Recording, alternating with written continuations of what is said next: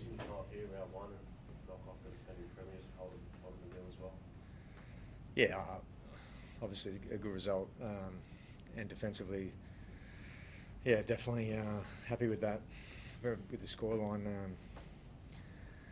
yeah, like there's plenty. Yeah, plenty of round one about it, but I thought both sides, there was enough defensive pressure from both sides actually at times where we were causing a few errors, but yeah, just in terms of the stuff that we value and the things that we worked on in pre-season, and just sort of sticking at it through the 80 minutes regardless of, some times I thought we were looking good but we would kind of come up with an error. That's what happened a few too many times for my liking, but the way we responded defensively was really solid. So yeah, happy to come up here and get the win, but more so a lot in the performance where we can build from. So what the fact you kept the foot on the throat, you look, they obviously have a reputation of being able to come back last year, which they did often, but that never looked like happening tonight. Yeah, for sure.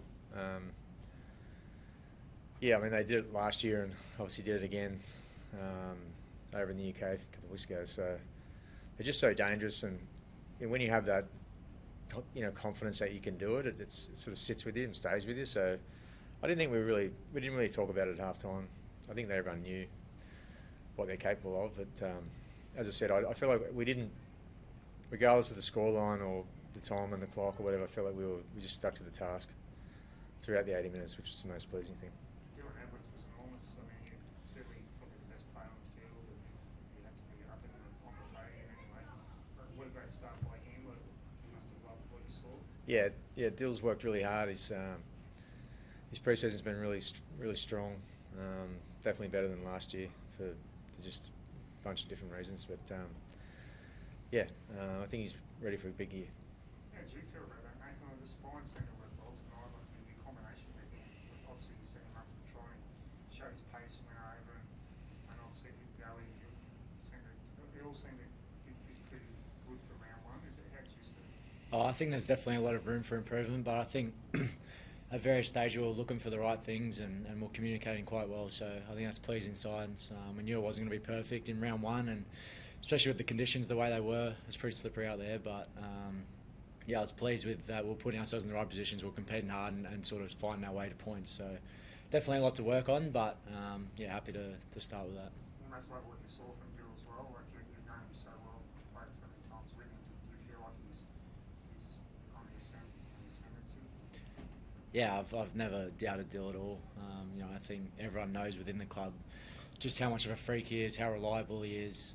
He's an absolute pleasure to play with, and I love having him as my fullback. And yeah, every time I take the field with him, I have the utmost trust that he's going to be putting his body on the line and putting 100% effort, and that's all you can ask for. And he did it again tonight and come with some massive plays. Mate, what about the defensive scramble, especially for like round one? We saw, I think, Tony Staggs get stopped over the line. That doesn't happen often. Those guys bundled into touch a couple of times like that. That's a foundation that you can build from in round one, right? Yeah, for sure, and I think it's been the foundation of our best football over the last 5-6 years. So it's probably something that we lacked particularly early on last year, and I thought it came out in the most important moments towards the back end of the season. So it's definitely nice to have it in round one, but it's something that you can't just rest on your laurels with. You've got to keep working hard at it and keep valuing it. So I was very pleased that we did that tonight, but it's got to start again next week. Ivan, can we just ask, with Isaac Tungo putting him to the bench and playing Tom Jenkins, what was behind that decision? Yeah, there's a few reasons. Isaac's preparations have been compromised a little bit for reasons that aren't his fault. So yeah, it was just a decision that we felt was best for this game. So yeah, thought Milky did well. So that was good. And what is it about Tom? Like obviously, you missed out at the end of last year, but he's just one of those guys that's kind of in everything. He gets rewarded with 2 tries tonight. Yeah, like that was hard for him last year. That was a real tough call to make, but yeah, we've got a position there where we've got 5 pretty good outside backs that don't go into 4, So, but it's a long year, and I've got all the faith in the world of Tags. So yeah, he'll definitely be back, and yeah, just looking forward to see how that lands. Bit of competitive tension, it's not a bad thing as well. But yeah, good on Mill because he had a great season had an outstanding season last year, and was unlucky, not to be in the side through the finals. But yeah, that's just how it goes sometimes.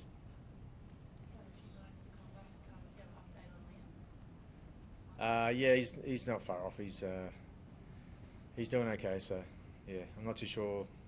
There'll definitely be a chance next week. The major injury concern out of the first half, Will Schofield, was Harry Edwards, who copped a pretty strong bump in a good contest and will take no further part. Luca Grego's into the action. Well, I mean, it's lucky they're not playing next week because they've already got Ruben Jimby out, Brendan Starcevic out, Brady Hoff out. So there's 3 starting key back 6. Harry Edwards looks like he'll probably go into concussion protocols. That's just an educated guess, but not a good sign for West Coast, given that they don't have a lot of depth there anyway.